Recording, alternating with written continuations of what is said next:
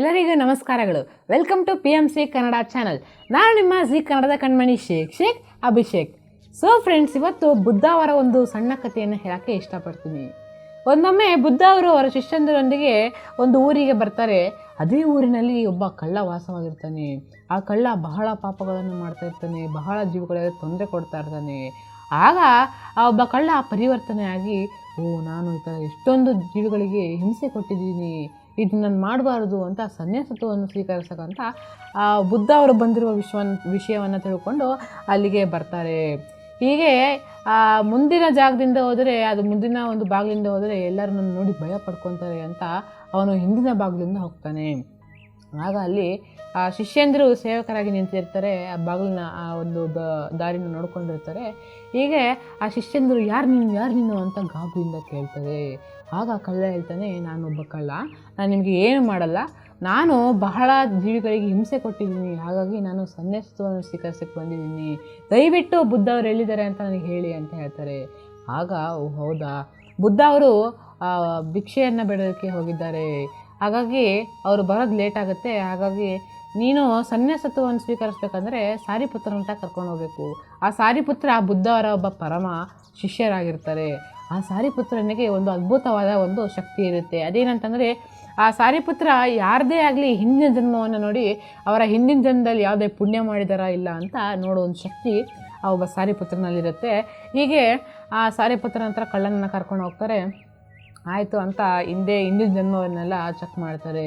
ಆದರೆ ಆ ಸಾರಿಪುತ್ರನಿಗೆ ಗೊತ್ತಾಗೋದೇನಂತಂದರೆ, ಆ ಕಳ್ಳ ಹಿಂದಿನ ಜನ್ಮದಲ್ಲಿ ಯಾವುದೇ ಒಂದು ಪುಣ್ಯ ಮಾಡಿರಲಿಲ್ಲ, ಹಾಗಂತ ಇವನನ್ನು ಕಳಿಸ್ಬಿಡಿ, ಇವನು ಬಹಳ ಅಪಾಯಕಾರಿಯಾಗಿದ್ದಾನೆ, ಇವನು ಸನ್ಯಾಸತ್ವವನ್ನು ಸ್ವೀಕರಿಸೋಕ್ಕೆ ಅರ್ಹನಿಲ್ಲ ಅಂತ ಹೊರಗಡೆ ಕಳಿಸಿ ಅಂತ ಕಳಿಸ್ಬಿಡ್ತಾರೆ. ಅದೇ ಸಮಯಕ್ಕೆ ಬುದ್ಧ ಅವರು ಅಲ್ಲಿಗೆ ಬರ್ತಾರೆ. ಬಂದ್ಬಿಟ್ಟು ಏನಾಯಿತು ಅಂತ ಕೇಳ್ತಾರೆ ಕಳ್ಳನಿಗೆ. ಆಗ ಕಳ್ಳ ನಡೆದ ವಿಷಯವನ್ನೆಲ್ಲ ವಿವರಿಸ್ತಾನೆ. ಆಗ ಬುದ್ಧ ಅವರು ಆ ಕಳ್ಳನನ್ನು ತಮ್ಮೊಡನೆ ಇಟ್ಕೊಂಡು ಒಂದು ಸ್ವಲ್ಪ ದಿನ ಆದ ನಂತರ ಆ ಒಬ್ಬ ಕಳ್ಳನಿಗೆ ದೀಕ್ಷೆಯನ್ನು ಕೊಟ್ಟು ಸನ್ಯಾಸತ್ವವನ್ನು ಕೊಟ್ಟು ತನ್ನ ಶಿಷ್ಯರಾಗಿ ಕರ್ಕೋತಾರೆ.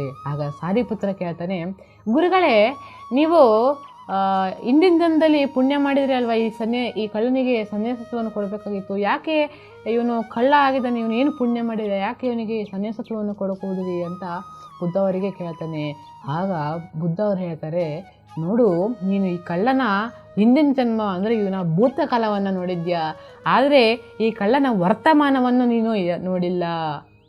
ಆಗ ಬುದ್ಧ ಅವರು ಹೇಳ್ತಾರೆ, ನೋಡು, ನೀನು ಈ ಒಬ್ಬ ಕಳ್ಳನ ಹಿಂದಿನ ಜನ್ಮವನ್ನು ನೋಡಿದ್ಯಾ ಅಂದರೆ ಇವನ ಭೂತಕಾಲವನ್ನು ನೋಡಿದ್ಯಾ, ಆದರೆ ಇವನ ಭವಿಷ್ಯವನ್ನು ನೀನು ನೋಡಿಲ್ಲ.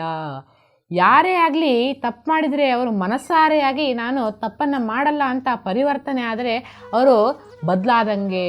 ಪರಿವರ್ತನೆ ಆಗೋಕ್ಕೆ ಒಂದು ಕ್ಷಣವೂ ಸಾಕಾಗಲ್ಲ. ಹೇಗೆ ಕಳ್ಳನಾಗಿದ್ದ ರತ್ನಾಕರ ವಾಲ್ಮೀಕಿಯಾಗಿ ಬದಲಾದರು, ಹೇಗೆ ಮನುಷ್ಯರನ್ನು ಸಾಯಿಸಿ ಆ ಒಂದು ಬೆರಳುಗಳನ್ನು ತನ್ನ ಮಾಲೆಯಾಗಿ ಹಾಕ್ಕೊಂಡು ಅಂಗುಲಿಮಾಲ ಬುದ್ಧ ಅವರ ಪರಮ ಶಿಷ್ಯ ಆನಂದನಾಗಿ ಬದಲಾದರು, ಹಾಗೆ ನಾವು ಸಣ್ಣ ಪುಟ್ಟ ತಪ್ಪುಗಳನ್ನು ಮಾಡಿದರೆ ಒಂದು ತಪ್ಪುಗಳಿಗೆ ನಾವು ತಿದ್ಕೋಬೇಕು. ನಾವು ಮನಸಾರೆ ಯಾವಾಗ ನಾವು ತಿದ್ಕೋತೀವಿ ಅಂತ ಅನ್ಕೋತೀವೋ ಆಗ ನಾವು ಬದಲಾಗ್ತೀವಿ. ಪರಿವರ್ತನೆ ಜಗದ ನಿಯಮವಾಗಿದೆ. ಒಬ್ಬ ಮನುಷ್ಯ ಪರಿವರ್ತನೆ ಆಗಲು ಒಂದು ಕ್ಷಣ ಸಾಕು. ಸೊ ಫ್ರೆಂಡ್ಸ್, ಮತ್ತೆ ಮುಂದಿನ ಕಥೆಯೊಂದಿಗೆ ನಾನು ನಿಮ್ಮ ಜೊತೆ ಸಿಗ್ತೀನಿ. ಅಲ್ಲಿವರೆಗೂ ನೀವು ನೋಡ್ತಾ ಇರಿ PMC ಕನ್ನಡ ಚಾನಲ್. ಲೈಕ್ ಮಾಡಿ, ಶೇರ್ ಮಾಡಿ, ಸಬ್ಸ್ಕ್ರೈಬ್ ಮಾಡಿ ಮತ್ತು ಮಾಡಿಸಿ. ಧನ್ಯವಾದಗಳು. PMC ಕನ್ನಡ ಚಾನೆಲ್ ಅನ್ನು ಲೈಕ್ ಮಾಡಿ, ಶೇರ್ ಮಾಡಿ, ಸಬ್ಸ್ಕ್ರೈಬ್ ಮಾಡಿ ಮತ್ತು ಮಾಡಿಸಿ. ಎಲ್ಲರಿಗೂ ಧನ್ಯವಾದಗಳು.